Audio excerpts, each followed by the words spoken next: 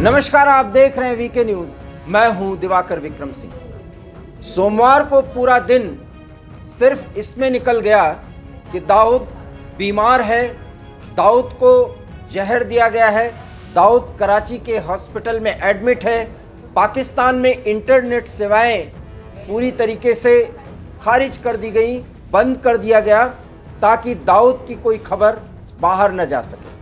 और इन खबरों में जिस तरीके की सच्चाई देखी गई उसमें पाकिस्तान के एक पत्रकार रही और YouTube पर जानी मानी हस्ती आरजू काज़मी का दावा कि कराची में दाऊद क्रिटिकल कंडीशन में ज़िंदगी और मौत से जूझ रहा है। जब खबर ये चली तो पूरे देश में इस बात पर चर्चा हुई कि दाऊद जिंदा है या मर गया।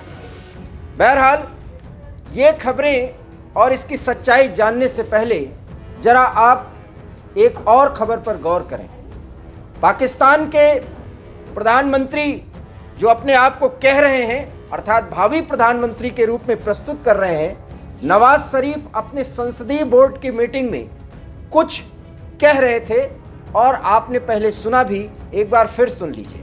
अब अपने मामलात को हमें इंडिया के साथ भी ठीक करना है, अपने मामलात को हमने अफ़गानिस्तान के साथ भी ठीक करना है, हमने अपने मामलात को ईरान के साथ भी मजबूत करना है, हमने अपने मामलात को जो है वो चाइना के साथ और ज़्यादा बेहतर करना है और मजबूत करना है।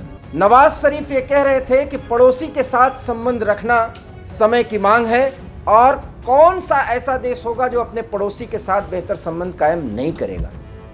सवाल यह है कि नवाज शरीफ जो फॉरेन से रिटर्न हुए और एक के बाद एक उन पर से सारे वो केसेस वापस ले जा रहे हैं जिसमें भ्रष्टाचार के मामले उन पर लंबित थे और उसमें जेल की सज़ा हो सकती थी, अब वो सब में बरी किए जा रहे हैं क्योंकि सेना ने प्रोजेक्ट किया है भावी प्रधानमंत्री के रूप में। तो आपने ये देखा होगा कि किस तरीके से भारत के संदर्भ में नवाज शरीफ कुछ बयान दे रहे हैं। बात नवाज शरीफ के बयान की ही नहीं।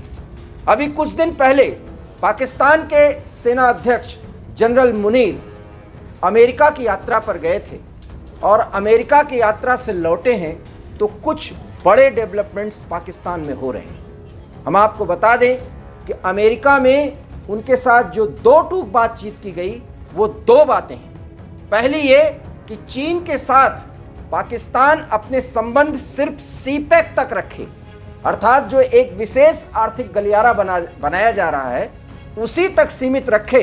और जिस तरीके से चीन ये मांग कर रहा है कि ग्वादर बंदरगाह जिसको चीन डेवलप कर रहा है वहां पर हवाई अड्डे का जो निर्माण किया जा रहा है वो चीनी फाइटर जेट्स और उनके कर्मियों के लिए निर्धारित कर दिए जाए कि वो वहां रुक सकें, क्योंकि वहां पाकिस्तान की सेना और उसके अधिकारी रुकते हैं। अभी तक पाकिस्तान ने ये बात नहीं मानी है। जब अमेरिका को ये खबर लगी कि ग्वादर बंदरगाह पर चीनी सेना अपना एस्टेब्लिशमेंट कर रही है तो जनरल मुनीर को दो आदेश स्पष्ट तौर पर दे दिए गए। वो ये कि अगर पाकिस्तान को अमेरिका के साथ संबंध कायम करना है तो पहली बात LOC पर शांति कायम की जाए और भारत की मांगों पर गंभीरता से विचार करे, क्योंकि पाकिस्तान अगर चीन के इशारे पर काम करेगा तो IMF की शर्तों को और कड़ा किया जाएगा और पाकिस्तान और अमेरिका के बीच व्यापार को बिल्कुल एबनॉर्मल कर दिया जाएगा। जनरल मुनीर जब ये संदेश लेकर वापस लौटे तो चूंकि इस समय कार्यवाहक प्रधानमंत्री हैं काकर और एक तरीके से काकर कॉकस की भूमिका में हैं, उनको भी स्पष्ट निर्देश दिए गए कि चाहे POK में कुछ भी चल रहा हो या कोई और बात, सरकार के स्तर पर कश्मीर मुद्दे के अतिरिक्त और कोई बयान न दिया जाए। और इसके बाद मायने और मतलब समझिए, एक के बाद एक हर दूसरे दिन पाकिस्तान में किसी बड़े भारत विरोधी आतंकी की अनजान व्यक्ति द्वारा हत्या की जा रही है और इस पर कोई बयान नहीं आ रहा। सवाल यह है कि फिर दाऊद की मौत की खबर किस तरीके से वायरल हुई और इसके मायने क्या है। आपको लग रहा होगा कि दाऊद जिंदगी और मौत के बीच झूल रहा है और उसके मौत की खबर कभी भी आ सकती है, पूरे भारत में मीडिया में आज दिन भर ये चर्चा रही। सबसे पहली बात, कराची के जिस हॉस्पिटल में उसको एडमिट किया हुआ बताया जा रहा है, अगर आरजू जैसे पत्रकारों को उसके बारे में जानकारी है तो फिर हॉस्पिटल अनजान कैसे हो सकता है। दाऊद ये वो शख्स है जिसके बारे में हमने आपको पहले ही बता दिया कि पाकिस्तान की बिगड़ी अर्थव्यवस्था में एकमात्र जान फूंकने वाला ये शख्स है, जहां कराची स्टॉक एक्सचेंज में उसकी बदौलत अभी भी किसी भी तरह से काम चल रहा है। ऐसे शख्स की मौत पर अगर या उसके पॉइजन दिए जाने की खबर पर अगर कोई खबर दी जा रही है तो फिर किस हॉस्पिटल में उसको भर्ती कराया गया, इस पर कोई जानकारी फिलहाल आरजू काज़मी नहीं दे पाई। पहली बात। दूसरी बात, एक फेक आईडी से कार्यवाहक प्रधानमंत्री अनवरुल काकर के वो भाव व्यक्त किए गए जिसको एक्स पर पोस्ट किया गया, और वो एक्स पर पोस्ट देखा जा सकता है जिसमें जिस भाषा का इस्तेमाल किया गया है वो एक प्रधानमंत्री चाहे वो कितना भी कमजोर हो उस तरह की भाषा का इस्तेमाल नहीं कर सकता। आपको पता ही होगा कि दाऊद एक अंतर्राष्ट्रीय ड्रग माफिया और आतंकी की श्रेणी में आता है जिसको अमेरिका भी मान्यता देता है। डॉजियर लिस्ट जो भारत के द्वारा 2004 में ही सौंपी गई है, दाऊद के बारे में एक एक करके पूरी जानकारी दी गई है। इसके बावजूद अगर पाकिस्तान का कार्यवाहक प्रधानमंत्री उन्हें हिज एक्सीलेंसी कह के संबोधित कर रहा है तो मायने साफ हैं कि या तो ये पूरी तरह से फेक है या तो फिर पाकिस्तान की स्थिति बहुत ज़्यादा खराब हो गई है। बहरहाल ये शाम तक ये पता चल गया कि अनवरुल हक काकर की तरफ से एक्स पर यह पोस्ट नहीं किया गया था। पाकिस्तान के तमाम समाचार एजेंसियों जिसमें द डॉन या जियो न्यूज़ और इसके अतिरिक्त सोशल मीडिया पर भी इस तरह की खबरें नहीं चली।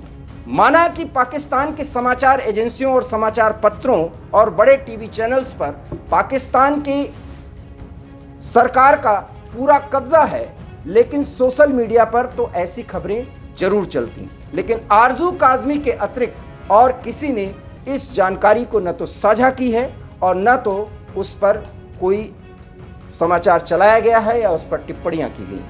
तीसरी बात। चौथी बात, अगर दाऊद सचमुच में बीमार है तो उसके बीमारी के कारण को अभी तक नहीं बताया गया। तो चलिए हम आपको बता दें, दाऊद किडनी की बीमारी से त्रस्त है और पिछले एक दशक के दौरान 8 बार, जैसा कि हमने आपको पहले ही बताया कि 8 बार इस तरह की जानकारी दी जा चुकी है। और जब भी दाऊद के बारे में ये जानकारी दी जाती है, दाऊद के स्वास्थ्य से रिलेटेड किसी न किसी डेवलपमेंट को झेलते हुए उसकी समस्याओं के निदान करने के लिए ऐसी खबरें चलाई जाती रही। लेकिन 2 खबरें हमने आपको बताई। एक ये कि जनरल आसिफ मुनीर पाकिस्तान लौटे हैं अमेरिका की यात्रा कर। उनको ग्वादर बंदरगाह से लेकर भारत के खिलाफ सीमा पार से चलाए जा रहे आतंकवाद के संदर्भ में 2 टूक कह दिया गया है। और उसके बाद जनरल मुनीर ने यह भरोसा दिलाया है कि कार्रवाई उचित होगी जो पाकिस्तान और भारत दोनों के लिए उचित हो और अमेरिका और पाकिस्तान के संबंधों के लिए भी वो उचित हो। बहरहाल चीन के संदर्भ में भी न तो अब मुनीर कोई बयान दे रहे हैं और एक बयान भावी प्रधानमंत्री नवाज शरीफ की तरफ से दिया भी गया जिसे आपने सुना, जिसमें उन्होंने सीपैक को लेकर के बहुत उदासीनता से अपने भाव व्यक्त किए। सवाल यह है कि फिर अमेरिका का इशारा क्या है? अमेरिका का इशारा एकमात्र है कि भारत विरोधी शक्तियों के खिलाफ कार्रवाई की जाए, क्योंकि FATF के ग्रे लिस्ट से जल्दी ही उस जोन में पाकिस्तान को डाल दिया जा सकता है जिसमें पाकिस्तान अगर उलझ गया तो उस स्थिति से निकलने में उसके बड़ी मुश्किलें होंगी, क्योंकि लोन जो कुछ भी मिला है उसे और अमेरिका के इशारे पर मिला है उस पर बड़ी शर्तें लागू कर दी जाएंगी। बहरहाल आने वाले समय में जब फरवरी में चुनाव होना है उसके पहले पाकिस्तान भारत के साथ किसी भी मुद्दे पर उलझना नहीं चाहता। फिर सवाल ये उठ रहा होगा आपके मन में कि दाऊद का जिक्र इसमें क्यों आ रहा है? दाऊद के संदर्भ में खबर यह है कि उसके बारे में कराची का नाम जिस तरह से लिया जा रहा है, कराची के बारे में भी अभी तक वहां पर किसी को जानकारी नहीं है। क्योंकि दाऊद के बारे में अगर लोकेशन बता दिया जाएगा तो फिर पाकिस्तान अपने उस जाल में फंस जाएगा, क्योंकि पाकिस्तान ये बराबर कहता रहा कि दाऊद पाकिस्तान में है ही नहीं, जबकि कराची में दाऊद रहता है और आईएसआई, पाकिस्तान रेंजर्स और पाकिस्तान के सेना के स्पेशल फोर्सेस के नियंत्रण में रहता है। ये भारत ने प्रमाण सहित बताया था। भारत के खुफिया सूत्रों के पास ये जानकारी है, लेकिन पाकिस्तान इससे इनकार करता रहा है। आज जब ये खबर फैलाई गई और आरजू काज़मी पाकिस्तान की पत्रकार हैं, एक युवा पत्रकार हैं और सोशल मीडिया पे बहुत ज़्यादा एक्टिवेट रहती हैं, उन्होंने बाकायदा भारत के टीवी चैनल्स पर बैठकर ये कहा है कि कुछ ही घंटों में उसके बारे में बड़ी खबर आ जाएगी, लेकिन अभी तक ऐसी कोई खबर नहीं आई है। अब मतलब साफ है, जिसे आपको समझना चाहिए। दाऊद की स्थिति क्रिटिकल हो सकती है उसकी अपनी बीमारी से। दाऊद को पाकिस्तान किसी अज्ञात स्थल पर शिफ्ट करने की बड़ी तैयारी कर रहा है, लेकिन मीडिया उसके पीछे न पड़ जाए और उसकी फजीहत न हो, इसलिए इस तरह के अफवाहें फैलाई जा रही हैं। न दाऊद की अभी मौत हुई है, न वो जिंदगी मौत से जूझ रहा है। हाँ, इतना जरूर है कि दाऊद किडनी की बीमारी से ग्रस्त है और दुबई सहित तमाम देशों के डॉक्टर्स उसकी निगरानी करते हैं और समय समय पर उसका इलाज होता रहा है और आज भी हो रहा है।